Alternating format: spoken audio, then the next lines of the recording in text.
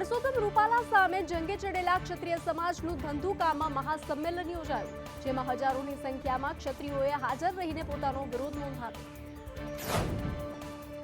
જીભથી છૂટેલું વાઘબાણ પાછું વાળી શકાતું નથી, તે કેટલી મુશ્કેલ સર્જી શકે છે તેનું તાજું ઉદાહરણ એટલે પરસોત્તમ રૂપાલા। ચૂંટણી પ્રચાર દરમિયાન એક સભામાં રૂપાલાની જીભ લપસી અને ક્ષત્રિય સમાજ વિશે તેમણે એક વિવાદિત નિવેદન આપી દીધું, જેથી વર્ષોથી ભાજપનો મોટો સમર્થક રહેલો ક્ષત્રિય સમાજ ભાજપના રાજકોટ લોકસભા બેઠકના ઉમેદવાર પરસોત્તમ રૂપાલા સામે જંગે ચડ્યો છે। પરસોત્તમ રૂપાલા વિરુદ્ધ ક્ષત્રિય સમાજમાં વ્યાપેલો રોષ દિવસે ને દિવસે વધતો જોવા મળી રહ્યો છે। આજે ધંધુકા ખાતે ચુડાસમા રાજપૂત સમાજ દ્વારા યોજાયેલા ક્ષત્રિય સમાજના મહાસંમેલનમાં સમસ્ત ક્ષત્રિય સમાજ હાજર રહ્યો। હજારોની સંખ્યામાં ક્ષત્રિયોએ હાજર રહીને પોતાનો વિરોધ નોંધાવ્યો। આ મહાસંમેલનમાં કરણી સેના, મહાકાલ સેના અને સંકલન સમિતિના આગેવાનો પણ હાજર રહ્યા હતા। ક્ષત્રિયોની રૂપાલા વિરુદ્ધની લડાઈ હવે આત્મસન્માન અને અસ્મિતાની લડાઈ બની ગઈ છે। ત્યારે ક્યાંક જોહર તો ક્યાંક ચૂંટણી બહિષ્કારની ચીમકીઓ ઉચ્ચારવામાં આવી રહી છે। ક્ષત્રિયોની એક જ માંગ છે કે રાજકોટ બેઠક પરથી પરસોત્તમ રૂપાલાની ટિકિટ પાછી ખેંચાય। જ્યાં સુધી રૂપાલાની ટિકિટ પાછી ન ખેંચાય ત્યાં સુધી ક્ષત્રિયો લડી લેવાના મૂડમાં જોવા મળી રહ્યા છે। વિરોધના વંટોળ વચ્ચે પરસોત્તમ રૂપાલાએ સુરતમાં પ્રચાર કર્યો। ઉમિયા માતાજીના દર્શન કરીને રૂપાલાએ પ્રચાર શરૂ કર્યો। ક્ષત્રિય સમાજ પર નિવેદન આપ્યા બાદ ઠેર ઠેર રૂપાલાનો વિરોધ થઈ રહ્યો છે। ત્યારે વિરોધ વચ્ચે પણ રૂપાલા આજે સુરતમાં પોતાનો પ્રચાર કરવા માટે પહોંચ્યા હતા। પ્રચાર દરમિયાન રૂપાલાએ માં આશાપુરા બાદમાં ઉમિયાના દર્શન કર્યા। સુરતમાં રહેતા સૌરાષ્ટ્રના લોકો સાથે મુલાકાત કરી। આ સાથે જ સ્થાનિક કાર્યકર્તાઓને પણ સંબોધન કર્યું। આટલી વ્યસ્તતા વચ્ચે આટલા બધા વિવિધ સમાજના આગેવાનોને અહીંયા ઉપસ્થિત રાખી અને એ બધાના આશીર્વાદ પણ મને અપાવ્યા, એ માટે પણ હું આયોજકોનો આભાર માનું છું। અમારા આગેવાન ભરતભાઈ બોગરા, અહીંયા સુરત વસતા રાજકોટ લોકસભાના વિવિધ સમાજના અગ્રણીઓને મારી મુલાકાત કરાવવા માટે આયોજન કરી રહ્યા છે। એના ભાગરૂપે આજના દિવસમાં હું અહીંયા આપ સૌને મળવા માટે આવ્યો હતો। અનાયાસે માતાજીના દર્શનનો પણ લાભ મળ્યો, આપ સૌને મળવાનો અને આપ સૌની સાથે બે વાત કરવાનો પણ મને અવસર મળ્યો। આપને જણાવી દઈએ કે સુરતમાં સૌરાષ્ટ્રના મતદારોને સાધવા રૂપાલાએ પ્રચાર કર્યો હતો। ક્ષત્રિય સમાજ વિરુદ્ધ ટિપ્પણી કરવાના આક્ષેપ કરનાર મહિલા પદ્મિનીબા વાળા વિરુદ્ધ અરજી કરવામાં આવી છે। પરસોત્તમ રૂપાલાએ નિવેદન આપ્યા બાદ ક્ષત્રિય સમાજ રોષે ભરાયો છે। ઠેર ઠેર વિરોધ પ્રદર્શન થઈ રહ્યા છે। ક્ષત્રિય સમાજની મહિલાઓ છેલ્લા અનેક દિવસથી વિરોધના મૂડમાં જોવા મળી રહી છે। ત્યારે પ્રદર્શનની આગેવાની કરનાર મહિલા પદ્મિનીબા વાળા વિરુદ્ધ હવે પોલીસ ફરિયાદ દાખલ કરવામાં આવી છે। રાજકોટના તાલુકા પોલીસ સ્ટેશન ખાતે અરજી કરવામાં આવી છે। એટ્રોસિટી એક્ટ અંતર્ગત રાહુલ બગડા નામના વ્યક્તિએ અરજી દાખલ કરી છે। પદ્મિનીબા વાળાનો એક ઓડિયો ક્લિપ સોશિયલ મીડિયામાં વાયરલ થઈ હતી, જેના આધારે ફરિયાદ નોંધવામાં આવી છે। વાયરલ ઓડિયો ક્લિપમાં પદ્મિનીબા બોલી રહ્યા છે કે તમારી હેસિયત ચંપલ માથા પર લઈને ચાલતા હોવાની છે, જેના આધારે અરજી કરવામાં આવી છે। સાથે એ પણ ઉલ્લેખ કરવામાં આવ્યો છે કે પદ્મિનીબા સ્ટેટમેન્ટના કારણે બે જ્ઞાતિ વચ્ચે ઘર્ષણ ઊભું થાય તેવું વાતાવરણ ઊભું કરવામાં આવ્યું છે। પરસોત્તમ રૂપાલા વિરુદ્ધ વધુ એક વિરોધનો વંટોળ સર્જાયો। રૂપાલાના વિરોધમાં કથિત ઓડિયો ક્લિપ વાયરલ થઈ। ખંભાતમાં પરસોત્તમ રૂપાલાના વિરોધમાં કથિત ઓડિયો ક્લિપ વાયરલ થઈ છે। ઓડિયો ક્લિપમાં ખંભાતથી ભાજપના ઉમેદવાર ચિરાગ પટેલ અને વિશાલસિંહ નામના વ્યક્તિની વાતચીત હોવાનો દાવો કરવામાં આવી રહ્યો છે। વિશાલસિંહે ચિરાગ પટેલને પ્રચાર માટે ધુવારણ ન આવવા કહ્યું હતું। રૂપાલાની ટિકિટ રદ ન થાય ત્યાં સુધી પ્રચાર ન કરશો તેવું ઓડિયો ક્લિપમાં વિશાલસિંહ કહી રહ્યા છે।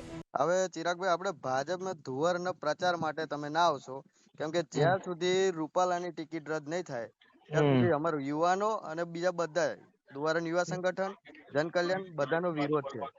બરાબર બરોબર, આજ તમે આયા જયા મેં જોયું, પણ ફરતી વાર તમે જોવા લગી રૂપાલાની ટિકિટ રદ ના થાય તો સુધી ધુવારણમાં ના આવશો। તો હું આજે પ્રચારમાં ક્યાં આવ્યો છું? પણ ખે નાખીને તો આયા ને ભાજપનો। હા, તો ભાજપનો સ્થાપના દિવસ હતો એટલે સરપંચને ઘેર ધ્વજ ફરકાવવાનો એવું પાર્ટીનો આદેશ હતો, એટલે આવવું પડે એમ। બાકી પ્રચારમાં મીટિંગ કરવા ક્યાં આયા આપણે? ના આવશો ના ચોખ્ખું કહું, કેમ કે રૂપાલાની ટિકિટ રદ ના થાય તો સુધી ધુવારણમાં ના આવશો. ચોક્કસ હો ભાઈ. ઓકે. જો કે સંદેશ ન્યૂઝ આ ઓડિયો ક્લિપની સત્યતાની પુષ્ટિ નથી કરતું. રાજકોટ ભાજપના ઉમેદવાર પરસોત્તમ રૂપાલાની પ્રચાર ટીમમાં મોટા ફેરફાર થયા છે. પ્રચાર ટીમના સારથી અને કોર ટીમમાં બદલાવ કરવામાં આવ્યા છે. રાજકોટ લોકસભાની બેઠક ઉપર ભાજપના ઉમેદવાર પરસોત્તમ રૂપાલાની પ્રચાર ટીમમાં મોટો ફેરફાર થયો છે. દિલ્હીથી પરત આવેલા પરસોત્તમ રૂપાલાની પ્રચાર ટીમના સારથી અને કોર કમિટીમાં બદલાવ થયો છે, જેમાં ટીમ રૂપાલામાં હવે રૂપાણી જૂથની એન્ટ્રી થઈ છે. રૂપાલા વિવાદમાં ડેમેજ કંટ્રોલ કરવા કોઈ નજીકનો નેતા સામે ન આવ્યાનું પણ મોવડી મંડળે નોંધાવ્યું છે. તેથી રૂપાલા સાથે સોમવારથી નવા ચહેરાઓ પણ જોવા મળશે. આજે રૂપાલા સુરત ખાતે કાર્યક્રમમાં ભાગ લેવા પહોંચ્યા હતા. આ ઉપરાંત તેમના અનેક કાર્યક્રમ આગામી સમય માટે લાઇનઅપ કરાયા છે. પાટીદાર સમાજ એક તરફ રૂપાલાના સમર્થનમાં આપતું જોવા મળ્યું છે. ક્ષત્રિય સમાજનો રોષ ઓછો થવાનું નામ નથી લઈ રહ્યો, પણ બીજી તરફ ભાજપ પણ નમતું જોખવા તૈયાર નથી. ઉમેદવારી રદ નહીં કરીને ભાજપ ક્ષત્રિયો પર બળતામાં ઘી હોમી રહ્યું છે. તેવામાં ભાજપના આ ડેમેજ કંટ્રોલને કરવા કેટલાક સુનિશ્ચિત ફેરફાર પાર્ટીએ કર્યા છે. હાલ ગુજરાત રાજ્યમાં રાજકારણના બદલે સામાજિક મુદ્દો ચરમસીમાએ પહોંચ્યો છે. હવે પરસોત્તમ રૂપાલાને સ્વૈચ્છિક રીતે ઉમેદવારી પરત લેવા પત્ર લખાયો છે.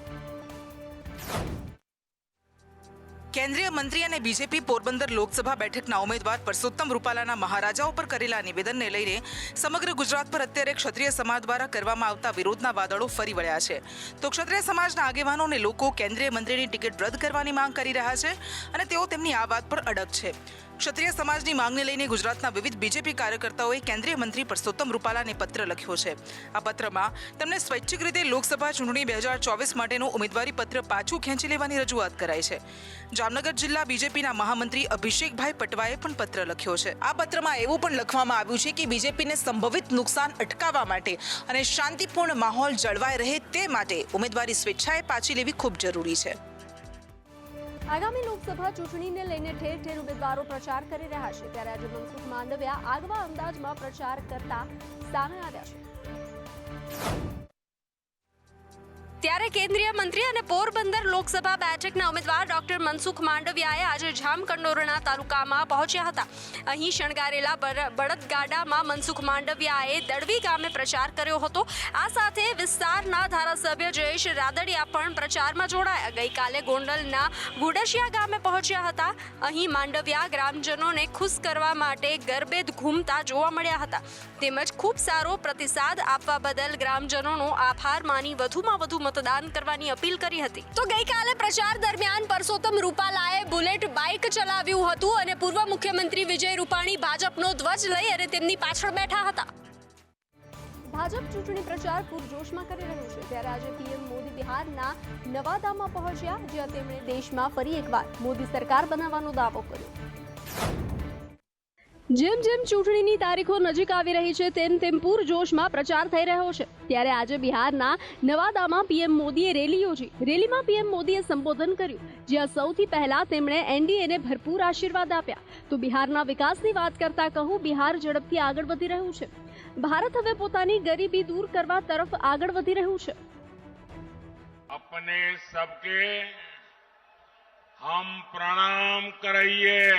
नवादा ने हमेशा भाजपा को, एनडीए को अपना भरपूर प्यार और भरपूर आशीर्वाद दिया है. और मैं देख रहा हूं आज भी आपका ये उत्साह, ये प्यार, ये साफ साफ बता रहा है कि नवादा के साथ साथ पूरे बिहार में एनडीए का परचम लहराने जा रहा है. भारत अपनी गरीबी दूर कर सकता है.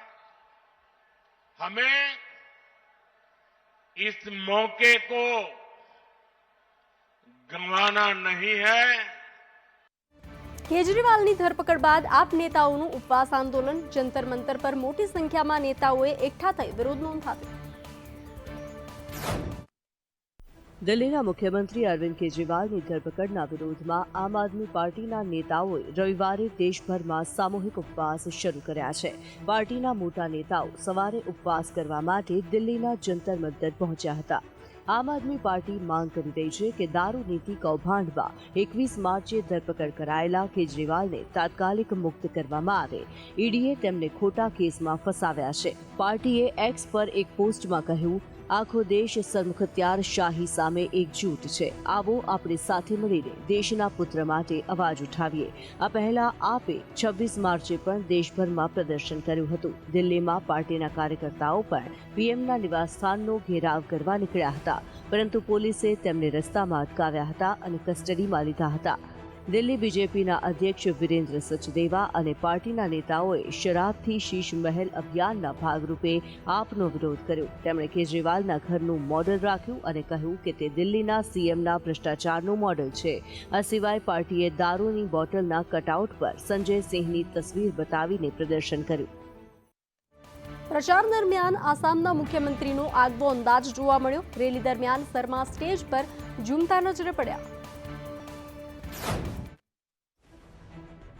આજકાલ દરેક નેતાઓ ચૂંટણી પ્રચારમાં વ્યસ્ત છે, ત્યારે મુખ્યમંત્રી હિમંતા બિસ્વા શર્માએ પોતાના પ્રચાર દરમિયાન સ્ટેજ પર કાર્યકર્તાઓ અને સમર્થકો સાથે ડાન્સ કર્યો.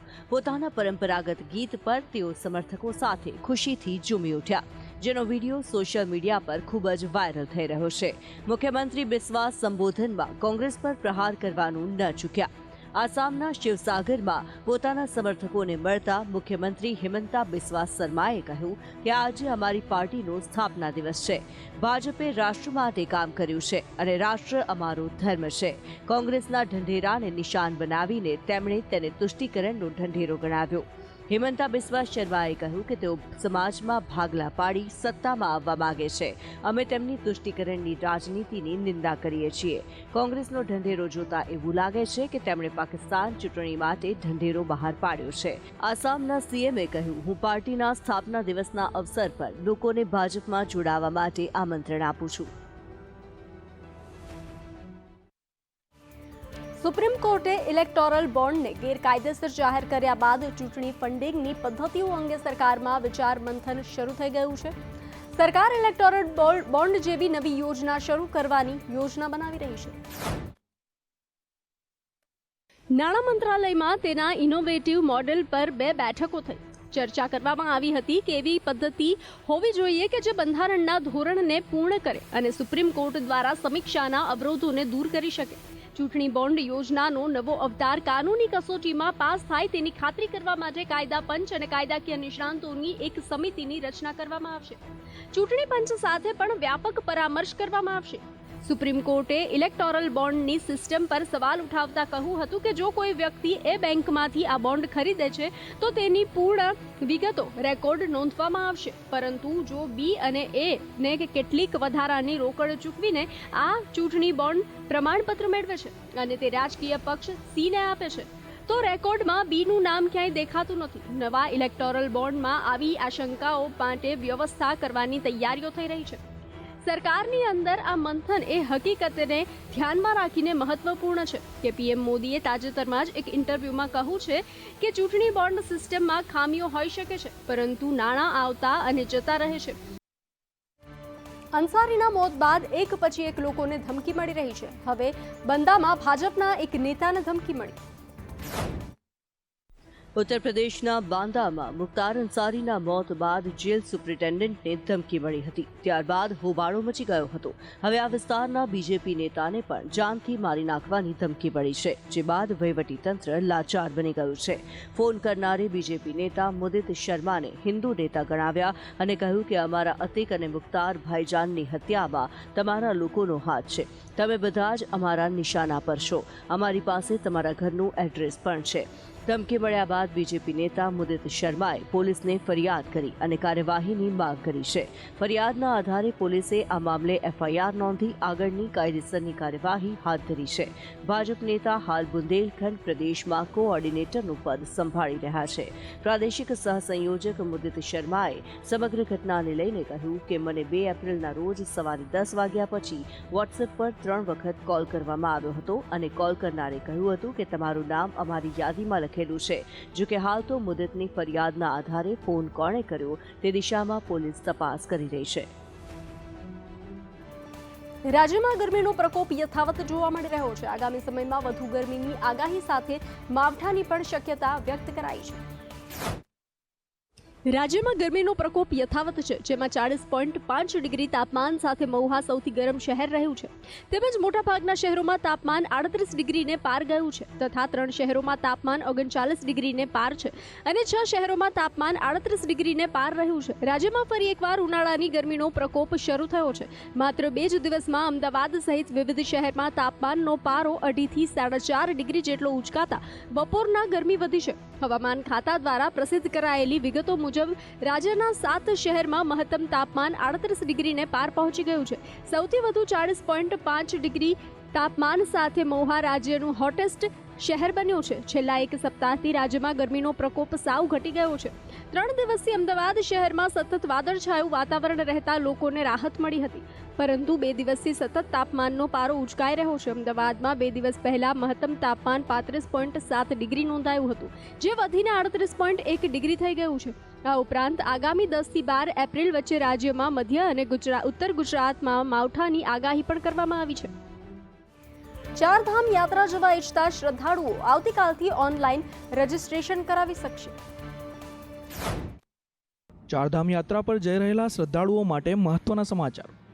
યુપી, રાજસ્થાન, દિલ્હી, એનસીઆર, ગુજરાત, મહારાષ્ટ્ર સહિતના રાજ્યોમાંથી શ્રદ્ધાળુઓ ચારધામના દર્શનાર્થે જવા ઈચ્છતા હોય તો તેમને ફરજિયાત ઓનલાઈન રજીસ્ટ્રેશન કરાવવું પડશે. ચારધામ યાત્રા માટે શ્રદ્ધાળુઓ ઓનલાઈન રજીસ્ટ્રેશનની સુવિધા 8 એપ્રિલ 2024થી શરૂ થવા જઈ રહી છે. મહત્વનું છે કે આ વખતે સરકાર દ્વારા નોંધણી વગર કોઈપણ શ્રદ્ધાળુઓને ચારધામની મુલાકાત લેવાની મંજૂરી આપવામાં આવશે નહીં. ત્યારે ચારધામ યાત્રાએ જતા યાત્રિકોએ જતા પહેલા પોતાનું રજીસ્ટ્રેશન કરાવવું જરૂરી.